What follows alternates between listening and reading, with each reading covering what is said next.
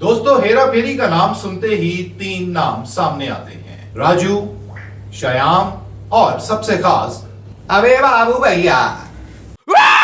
ये बाबूराव का स्टाइल है। आजकल हेरा फेरी 3 का सीन ऑन है क्योंकि हेरा फेरी 3 के हवाले से बहुत सी कंट्रोवर्सीज मार्केट में आ गई हैं। अब हेरा फेरी 3 के सेट पर कुछ ऐसे मसले उठ खड़े हुए हैं कि फैंस को टेंशन हो गई है।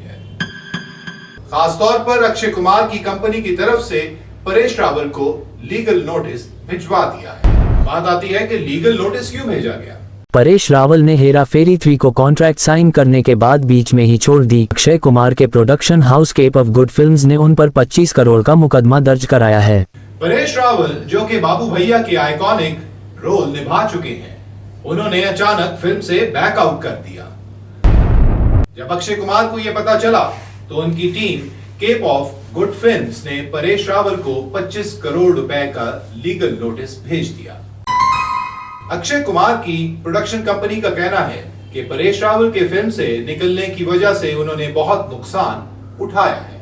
Cape of Good Films LLP ने परिणाम लॉ एसोसिएट्स के जरिए ये नोटिस भिजवाया है। नोटिस में कहा गया है कि मेकर्स और फिल्म की टीम के शेड्यूल को नुकसान पहुंचाए जाने के चलते परेश से 25 करोड़ का हर्जाना मांगा गया, जिसमें सेट बनवाए गए थे, कास्ट और क्रू की बुकिंग हो चुकी थी, शूटिंग स्केड्यूल फिक्स था, लॉजिस्टिक्स में पैसा लग चुका था और अचानक परेश रावल ने प्रोजेक्ट छोड़ दिया, जिस वजह से अक्षय कुमार की टीम को करोड़ों रुपए का नुकसान हुआ। मीडिया से बात करते हुए अक्षय कुमार का कहना था कि परेश भाई मेरे बड़े अच्छे दोस्त हैं, मुझे अफसोस है कि ऐसा हुआ। Good friends, he's a great actor.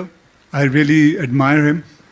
And जो भी कुछ है, I don't think so this is a place where I'm going to talk about it, because whatever has to happen, it's a very serious matter.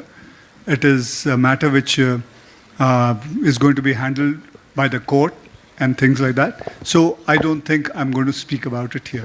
Okay, thank you. लेकिन अब बात legal system में है और वही फैसला करेगा। बाबू भैया के बिना हेरा फेरी अधूरी है। और शॉकिंगली इस फ्रेंचाइज के मालिक फेरोज नादियावाला ने भी 29 मार्च को परेश रावल को एक लीगल नोटिस भेज दिया था। हम आपको बताते हैं असल में हुआ क्या। बाय द वे, ये न्यूज बहुत शॉकिंग थी अक्षय कुमार के फैंस के लिए, क्योंकि अक्षय कुमार की प्रोडक्शन टीम ने इस फ्रेंचाइज से राइट्स खरीद लिए थे और साथ ही साथ ये भी कहा जा रहा था कि शूटिंग 2026 में शुरू होगी। मगर बात वहां पे खराब हुई जब IPL के लिए एक प्रोमो शूट के हवाले से परेश रावल को कहा गया कि वो उसको रिकॉर्ड करवाएं। उनकी रिकॉर्ड होने के बाद ये प्रोमो IPL में पेश किया गया, लेकिन फिर क्या हुआ, एकदम से खबर आई कि परेश रावल एग्जिट कर गए हैं इस फिल्म से। ये बाबूराव का स्टाइल है। तो जैसे हेरा फेरी 3 का सीन अब और भी गर्म हो गया है। परेश रावल ने आखिरकार हर उस सवाल का जवाब दे दिया है जो उनसे पिछले कुछ हफ्तों से बार बार पूछा जा रहा था।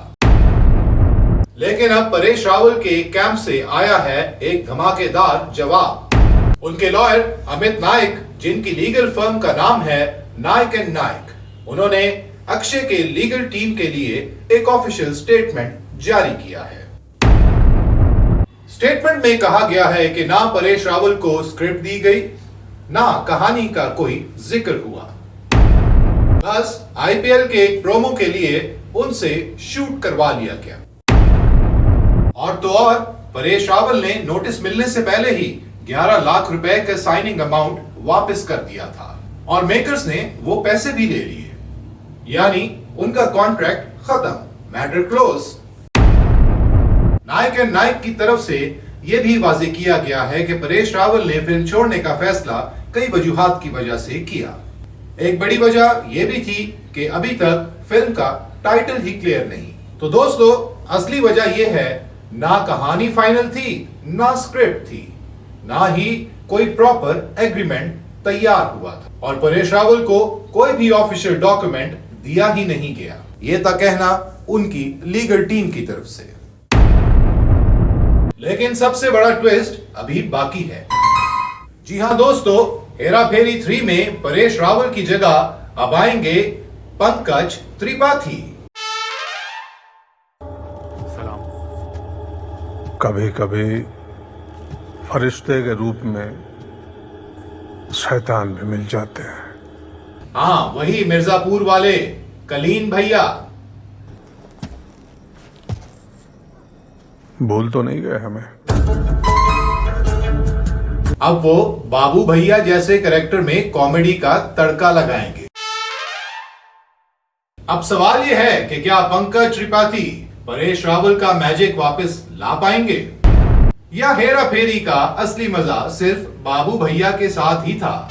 सो व्यूअर्स, ये फिल्म आने से पहले ही कंट्रोवर्सी का शिकार हो चुकी है, जिसके अंदर कहा जा रहा है कि या तो ये इनका प्रमोशनल स्टंट है या फिर ये फिल्म एक कंट्रोवर्सी की बुनियाद रख के बैठ गई है।